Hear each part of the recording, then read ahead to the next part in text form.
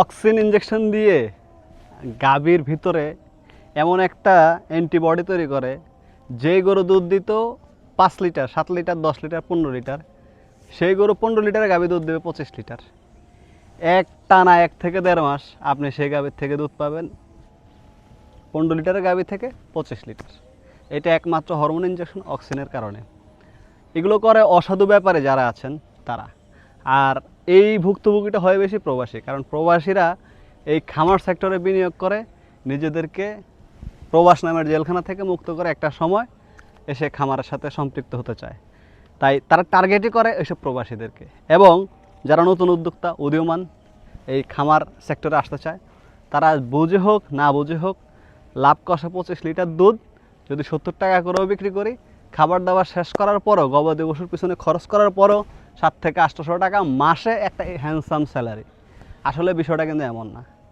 একজন অভিজ্ঞ খামারির গরু কেনার স্টাইল আর একজন নতুন উদ্যোক্তার গরু কেনার স্টাইল হচ্ছে অন্যরকম। আপনি যখন হাটে যাবেন, তারা আপনার অ্যাটিটিউড, আপনার মুভমেন্ট দেখে তারা বুঝে যাবে যে আপনি অনভিজ্ঞ। কারণ আপনার দাঁত সম্পর্কে কোনো ধারণা নাই, জাত সম্পর্কে কোনো ধারণা নাই, বাছুর সম্পর্কে কোনো ধারণা নাই। ওই সুযোগটাই না হচ্ছে একদল অসাধু ফরিয়া এবং ব্যাপারী, যারা চোরে শুনে না ধর্মের কারণে, যারা মানুষকে এত পরিমাণে ঠকায় যে জিনিসটা ঠকতে ঠকতে 2015 সালের পর থেকে বহুত বলছি এই বিষয়গুলো, ভিডিও আকার এখন বলতেছি, কিন্তু লেখালেখি বহুত ফোরামে, অনলাইন ফোরামে আমার এই কথাগুলো লেখা আছে।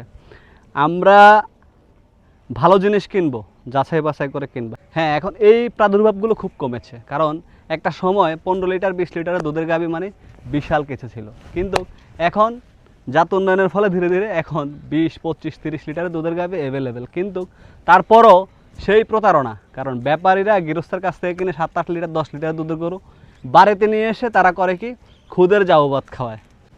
যখন বাচ্চাটা নামে 4-5 দিন পরেই বাচ্চাটাকে হাটে নিয়ে আসে মাসহ, একদম ওলান পালান দেখা যায় বিশাল বড়। আর প্রবাসী বা যারা নতুন উদ্যোক্তা, তারা এই জিনিসগুলো দেখে আর সহ্য করতে পারে না, তারা ঠকে যায় এবং ঠকে গিয়ে শেষ পর্যন্ত ভাগ্যের দোষ দেয় যে এটা আমার দ্বারা না, বা এই খামার সেক্টর আমার দ্বারা না। তখন তারা নিরুৎসাহিত হয়ে আবার হয় প্রবাস জমায়, আর যারা আছেন দেশে তারা সব কিছু গুছিয়ে বন্ধ করে তারা হতে পারে অন্য বিজনেসে ইনভলভ হয়ে যায়। আসলে এই বিষয়গুলো থেকে পরিত্রাণ পাওয়ার জন্য অনেক লেখালেখি করেছি।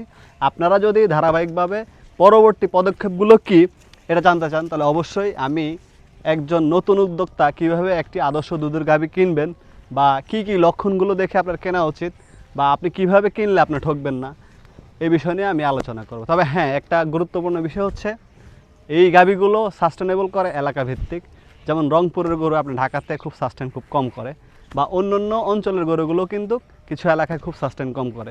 এটা তাদের স্ট্রাকচারের ভিতরে, কারণ সে যেই গাভীটা ছোট থেকে বড় হয় একটা জেলায়, যে খাবারটা সে খাচ্ছে সেই খাবারটা আপনি দিতে পারতেছেন না, তখন কিন্তু সে কাঙ্ক্ষিত দুধটা সে পাবে না। আর গাভীর স্ট্রেস মানে মাইক্রোবায়োলজিক্যাল কিছু মনস্তাত্ত্বিক ব্যাপার স্যাপার আছে, সেগুলো যদি পরিপূর্ণ না হয়, তখন কিন্তু তার বডি থেকে সেই সিগন্যালটা ব্রেন তাকে দেয় না, সে ওই পরিমাণ দুধ খামারিকে দিতে পারে না। অনেক বিষয় আছে যেগুলো ধীরে ধীরে আমি বলবো। আপনারা যারা এই বিষয়গুলো জানতে চান অবশ্যই কমেন্টসে জানাবেন। ইনশাল্লাহ দেখা হবে পরবর্তী এই প্রসঙ্গ নিয়ে, কিভাবে একটা আদর্শ দুধের গাভী আপনি চিনবেন, ভেজাল মুক্তভাবে কিনবেন, নিয়ে আসবো আপনাদের জন্য সেই ভিডিওটি। আজকের মতো বিদায় নিচ্ছি আমি রুবেল। ভালো থাকবেন, সুস্থ থাকবেন। আসসালামু আলাইকুম।